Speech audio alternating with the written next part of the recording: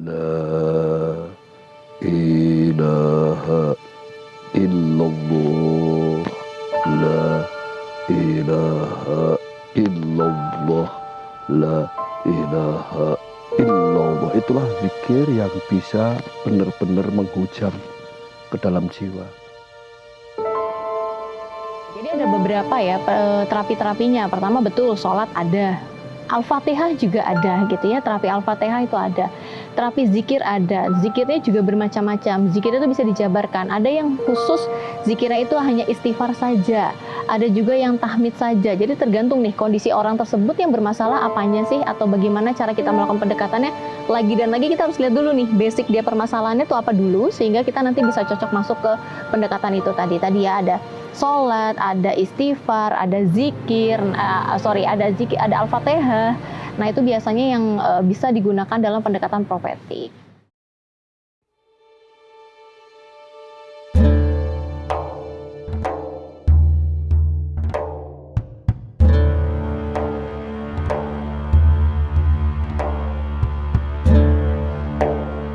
Kesehatan mental merupakan hal yang banyak disadari oleh orang-orang pada masa kini. Maka dari itu, banyak pihak-pihak yang mengalami gangguan mental yang mencari pengobatan atau cara-cara untuk menyembuhkannya, baik secara personal atau justru diarahkan oleh kerabat atau keluarga. Dan di Indonesia, negara yang memiliki banyak keberagaman agama, ternyata memiliki keyakinan masing-masing untuk menyembuhkan gangguan mental bagi seseorang dengan melakukan pendekatan secara agama. Sebagai negara dengan jumlah penganut agama Islam yang dominan, masyarakat Indonesia cenderung melihat gangguan mental sebagai hal yang terjadi karena kurangnya kedekatan diri seseorang dengan sang empunya. Sehingga tak jarang mengarahkan pengidap untuk senantiasa mendekatkan diri kepada Yang Esa. Dan dengan begitu, hal ini memunculkan kubu yang senantiasa mengutamakan pengobatan dengan menggunakan agama dibandingkan dengan keilmuan psikologi, atau bahkan tak percaya sama sekali dengan pengobatan secara keilmuan psikologi. Tak hanya itu, fenomena ini pun mampu menjadi celah bagi pihak yang melihat gangguan mental secara keilmuan psikologi saja, bahwa pengobatan dengan pendekatan secara agama adalah hal yang tak masuk akal dan ketinggalan zaman. Lalu, secara tidak sadar muncullah pertanyaan yang berkembang di masyarakat. Bagaimana bisa pendekatan agama menyembuhkan kesehatan mental seseorang yang diakibatkan suatu permasalahan? Untuk menjawab itu, kami mengunjungi salah satu pondok yang menggunakan pendekatan agama Islam untuk menyembuhkan para santrinya yang keseluruhannya memiliki permasalahan dalam dirinya dan membuat ia tak bisa mengontrol diri sehingga mengalami gangguan mental. Kami bertemu dengan Bapak Muhammad Tri Hardono yang merupakan seorang pendiri dan pengasuh Pondok Tetirah Zikir.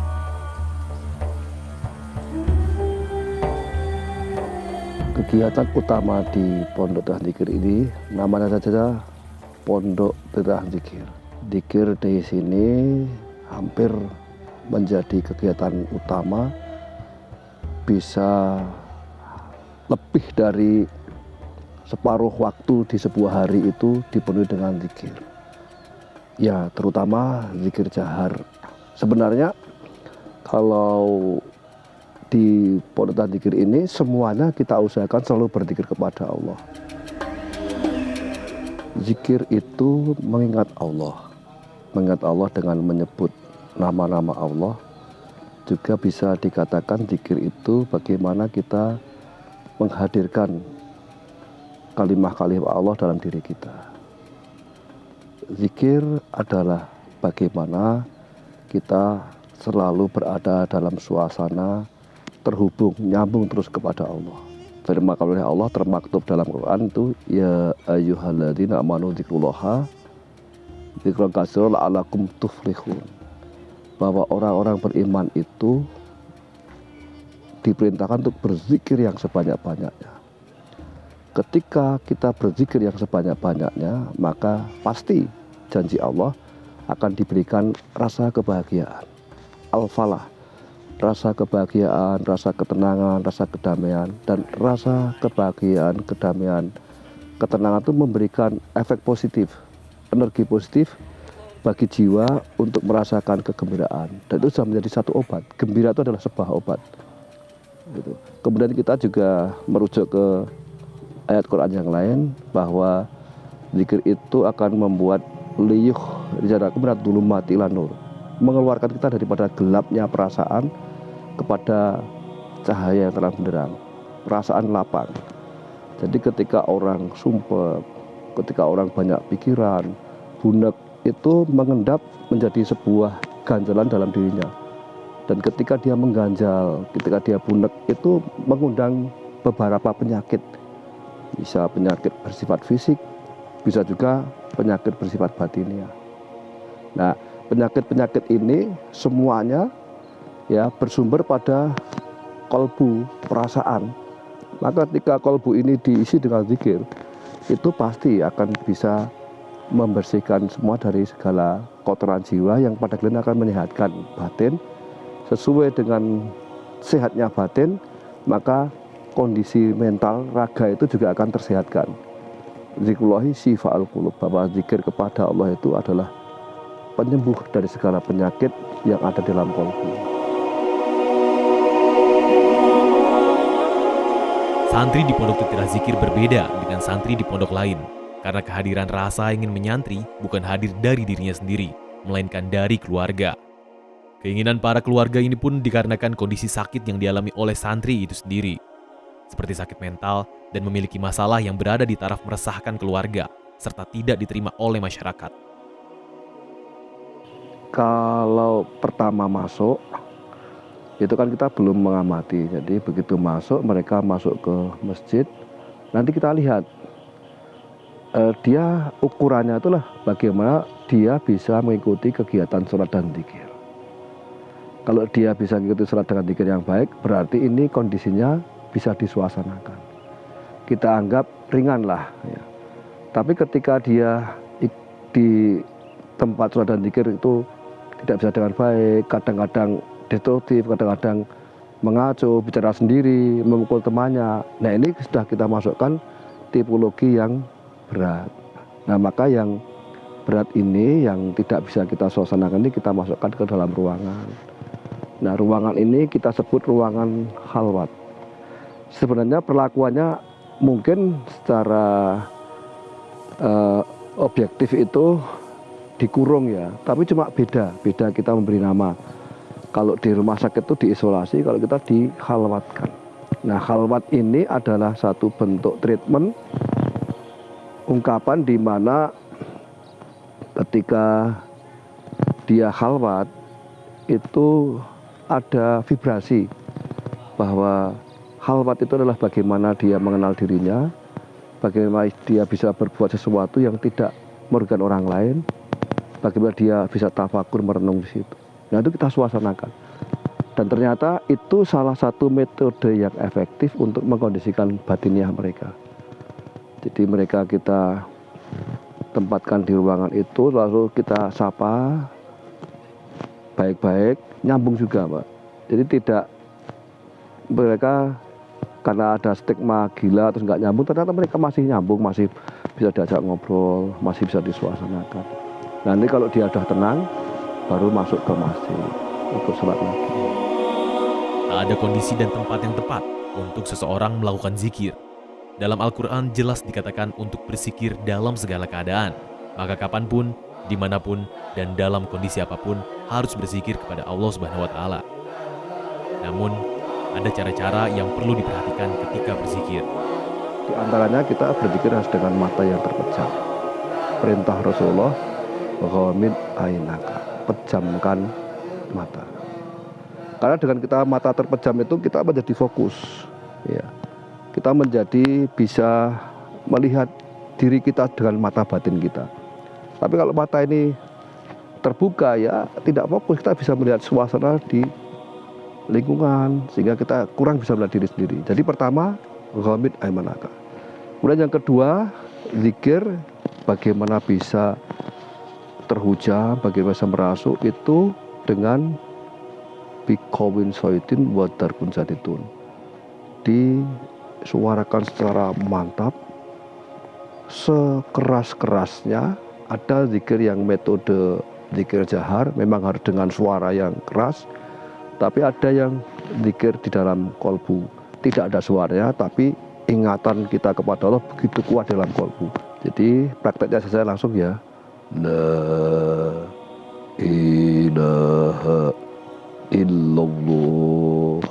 La ilaha illallah. La ilaha illallah. Itulah zikir yang bisa benar-benar menghujam ke dalam jiwa. Kenapa? Karena dengan suara yang mantap, kemudian dihentakkan ke dalam jiwa, yang mana pusat-pusat jiwa itu ada 7 tempat. Di tengah-tengah dada, di tengah-tengah alis, di ubun-ubun, kemudian di dada sebelah kanan 2 tempat, sebelah kiri itu. La ilaha illallah, berakhir di kolbu. Zikir sampai tembus ke kolbu itu ya dihujamkan ke kolbu. Itulah yang memantapkan iman, menguatkan iman, mengokohkan keyakinan kita kepada Allah. Kokohnya kita keyakinan kepada Allah itulah yang membuat kita kokoh menghadapi hidup.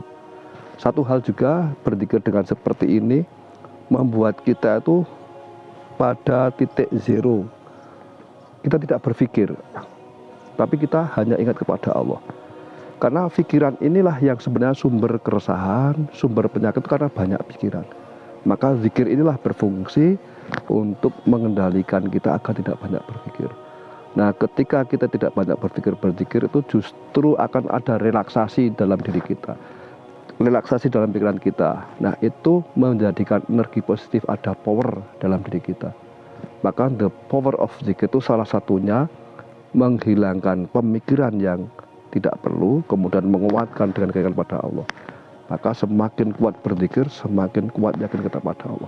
Semakin banyak kita berzikir, akan semakin mengurangi kita dari banyak berpikir. Nah, itulah proses kesembuhan awal. La ilaha illallah. La ilaha illallah.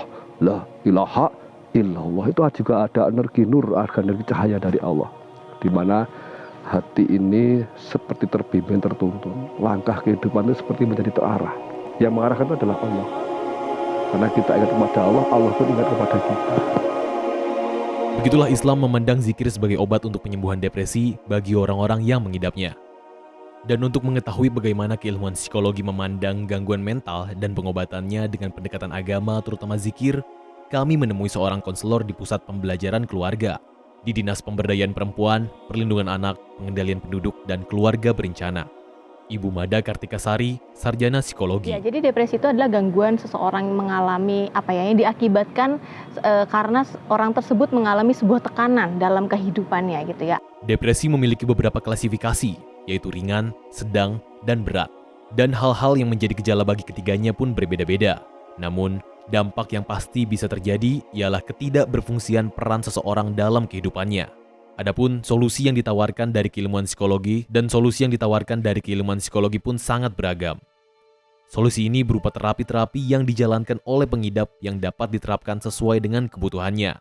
Salah dua dari terapi tersebut ialah Cognitive Behavior Therapy yang menggunakan pendekatan dengan mengubah cara pikir seseorang, dan Behavior Therapy yang menggunakan pendekatan dengan mengubah perilaku. Oke, jadi tadi disebutnya ternyata terapi sofistik ya, tapi yang pernah saya pelajari dan pernah saya dengar adalah terapi dari pendekatan profetik atau kenabian. Nah, itu juga kami pelajari gitu ya, bahwa ada loh pendekatan-pendekatan secara agama yang memang dasar kita adalah bagaimana Nabi berperilaku pada saat itu, sehingga itu bisa menjadi dasar bentuk terapi secara agama, terutama agama Islam.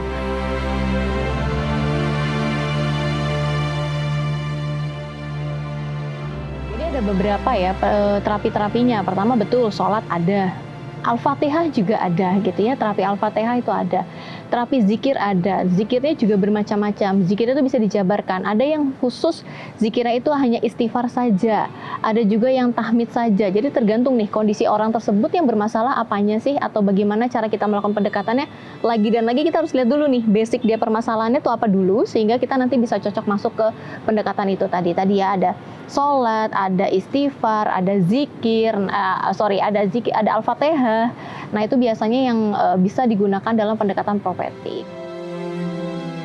Tadi sama seperti CBT dan BT. Sebenarnya kan tadi sempat ada pertanyaan juga ya, apakah setiap orang itu bisa diterapi sama CBT semua? Misalnya seperti itu, bisa saja, sama dengan ini tadi. Apakah zikir bisa menyembuhkan orangnya atau tidak? tergantung orang tersebut mau mengilhami atau mau mendalami proses pendampingan ini. Orang-orang yang mengalami depresi kan adalah orang-orang yang memiliki tekanan di permasalahan kehidupannya apapun itu macamnya.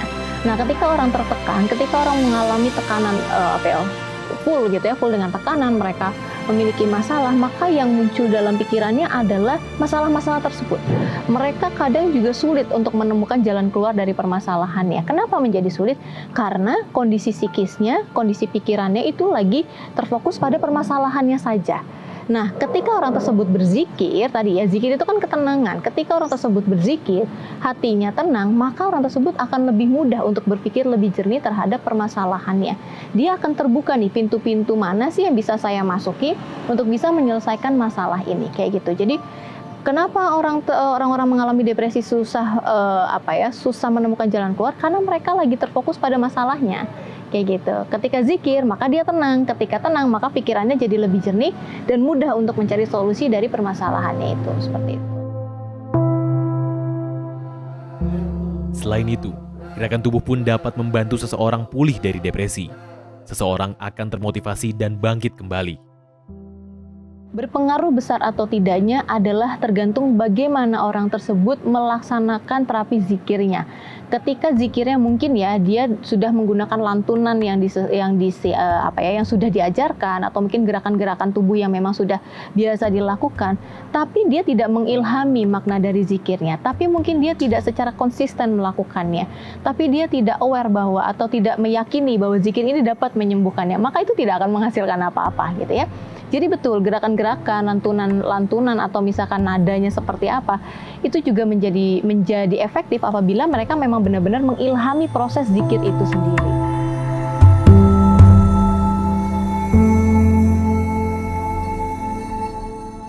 Berzikirlah. Zikir itu menyehatkan jiwa raga. Zikir itu menenteramkan batin. Zikir itu menjadikan keberkahan hidup. Hidup kita tambah baik. Dunia sejahtera, akhirat mulia. Untuk menjaga kesehatan mental ya, pesan-pesannya adalah lakukanlah aktivitas yang menyenangkan. Berterima kasihlah dengan diri sendiri, karena yang menjalani kehidupan adalah kita sendiri, maka berterima kasihlah dengan diri sendiri karena sudah melewati berbagai macam permasalahan, melewati berbagai macam keberhasilan, maka berterima kasihlah. Sayangilah diri kalian sendiri sebelum kalian nantinya bisa menyayangi orang-orang yang ada di sekitar kalian.